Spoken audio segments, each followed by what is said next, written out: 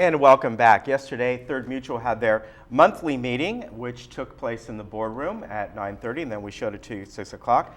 It ran 3 hours and 3 minutes, and we'll bring it Mike just like, no, it did. And we'll bring it to you tomorrow at 1:30 in a replay, and then next Wednesday again at 6 o'clock. Welcome. Welcome to you. Thank you for the 3 hours and 3 minutes. See, I kind of store those numbers away, and April, it was 3 hours and 6 minutes. Yeah, so you're getting a little bit better. There you go. A long meeting and a couple of subjects. One of the biggest subject yesterday were a few things on the M&C committee report, and that sort of ties into the fact that you have a couple very important budget meetings coming up. Today at 1:30, you have the Landscape Committee. It is really the 2014 business planning meeting, very important. Then tomorrow, also at 1:30, is the M&C 2014 reserves planning meeting. And a couple very big ticket committees, meaning, there's a lot that goes on in landscape, as we know. Property is huge, and a lot of maintenance goes on. And of course, M&C. We often say that both with Third and with United, the M&C committee meetings are quite often, a lot of the times, the things that need to be done, they may not be the most glamorous, but it covers the maintenance of the community along with other things. Yes, when you consider that the budget for landscape approaches $6 million. Yeah. That's amazing. And we also have a reserve for mutual revitalization of $293,000. We only tapped it for $18,000 in 2013. But the 2014 budget for landscape is increasing in our budget projection now by only $68,000, which is a very small percentage. Yeah.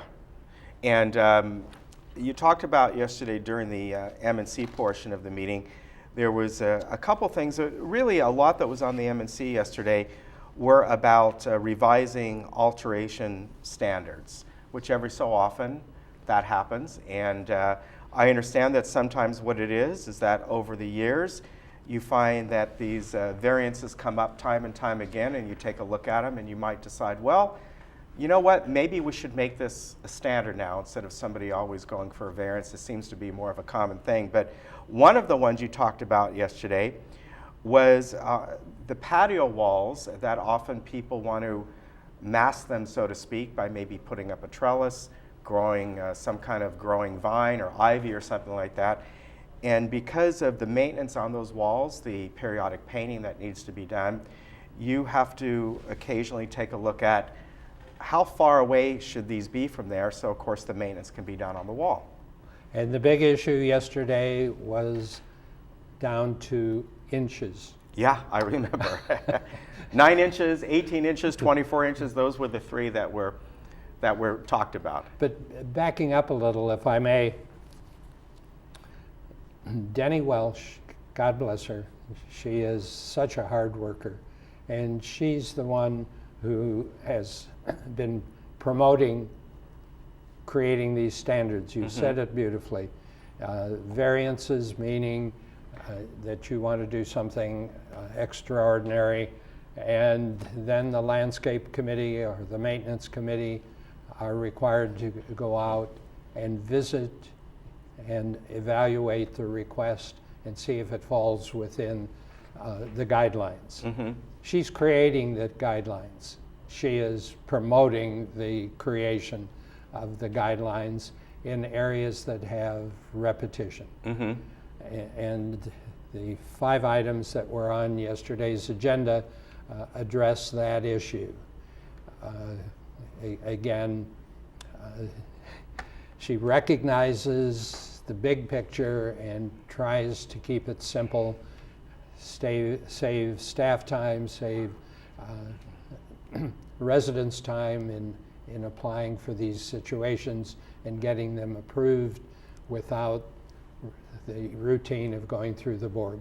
Yeah, it streamlined the process. Yes. And I think it's nice that every so often that both the boards revisit these and decide, well, this is something that people seem to want on a more consistent basis, and maybe we should take a look on how to re-alter the standard that it will be cohesive and people can have it right in front of them and can say whatever it may be. In the case of, putting a trellis in front of your wall, well, it's got to be this far apart. We know this, and it's there, and hopefully they follow it. Whatever is decided on as far as the But length. an additional issue is those vines get attached to the walls. Right. And we're formerly on an 8-year paint cycle. We've changed it, the board has changed it. I don't know if I was on the board when it was changed to a 10-year cycle. Mm-hmm. So every 10 years, those walls that need to be painted need to be cleared, just like your building. Right. If you have bushes up against the building, when it's time to be painted, they'll either be removed or tied back. It's part of the process called maintenance. Yeah, it is. And as nice as sometimes people think the ivy is on the walls or the buildings or the bushes right next to it, it's actually quite destructive over time because the moisture gets trapped there and the stucco can begin to peel off. And then when that maintenance happens, it can be double or 3 or 4 times the effort and cost than had that been aerated, so to speak, where there's an air barrier there and that stucco or whatever it might be stays dry throughout the seasons. It's a dilemma that people have. We're communal living, and we do not, if you came out of a single-family detached environment and you maintained your own house, Mm-hmm. and you called the plumber, you called the painter, you called the roofer for your house, and you had it done your way. We're a homeowner association. We Right. are living under a standard that's set, and I want my ivy. I want my. God bless you. We hear you. We understand, and then we have to look at the big picture. Right, exactly. And there are ways, as you talked about yesterday, to have those. It's just there's a certain way and a certain standard you need to follow, and you can still mask your wall, but you got to leave some space there. Yes. It's as simple as that. It also looks nice having that trellis standing out proud from the wall, and when it's done right, they can look quite beautiful. Well, again tomorrow, speaking of M&C, is your reserves planning meeting, and of course the reserves when it comes to M&C are a big item, and that is if you want to go to that's tomorrow at 1:30 in the boardroom. And again, this is a long process. This is one of them as we reach into August, where not the final version, but the version that is presented on television, and then you kind of look at it a little bit and maybe have some tweaks, and then the final version after that. But this is the process where people can be very active. It is if they have the desire. Mm-hmm. It takes an effort. Sit and listen, and you have an opportunity to get up and make comments, and very often they are constructive, very good Mm-hmm. comments. They're helpful. Some of them are, can I use the term, cheap shots? Yeah.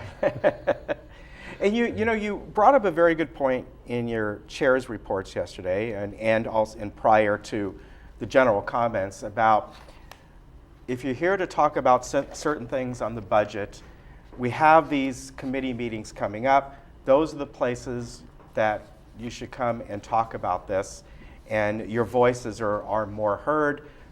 You can voice your opinions, but when it gets to the monthly meetings, you often say, and as does the presidents of the other boards, keep in mind this is a business meeting. We're here to conduct business. We're here to hear the reports from the committee meeting. By then, it's gone through a lot of different processes and bring it to you. But the nuts and bolts of it have been done or will be done in the next committee meeting. If that could be practiced, it would be wonderful. At one point yesterday, on one of the issues in the setting the standards, we discussed it for almost an hour. Right. And I raised the point again, we're doing committee work, folks. This came out of committee. This is the committee's recommendation. We either send it back to committee or we approve it. Right. Not discuss it for an hour. Sometimes that does happen, though. And thank you for reminding me about the chair's remarks. For those who may be watching this morning and didn't watch our board meeting, I sort of reminded people who are going on vacation that they may think about their neighbors, and if they have their alarm clock set to go off You did say that. at 6 o'clock, Yeah. and you have common walls with your neighbors, turn the alarm clock off while Yeah. you're out. Because how long do they ring for? Like 30 minutes or I've something? heard 15 Yeah. minutes. Yeah, I Yes. know exactly what you mean. I've had that happen to me in the past. And we also had a big to-do about the frequency of trash pickup. And we had trash pickup twice a week when we only had a single trash bin. Now we have a recycle bin and a trash bin. The recycle bin gets picked up once a week, the trash bin gets picked up once a week. And I kind of crazy this way, but I sort of monitor those. And we put half of our trash in the blue bins. And Yeah. therefore, And so therefore- however, if I can make one more Sure. point, if the trash bin overflows, call property Yes, service. exactly. I have gotten phone calls and emails complaining that the trash, shame on you if you didn't call and ask to have it picked up because it's overflowing. Right, exactly. Good points. And again, if you want to take a look at the third meeting, we will repeat that tomorrow, Thursday afternoon at 1:30. And then once again, next week, Wednesday at 6 p.m. Again, it ran 3 hours and 3 minutes. Mike, thank you very much You're for coming welcome. by. Nice to see you again. Always a pleasure. All right. Folks, My compliments for a newbie. You're doing a terrific job. I appreciate that. Thank you very much. Folks, we'll be right back, and we'll hear about a couple that really utilizes the Age Well Adult Day services.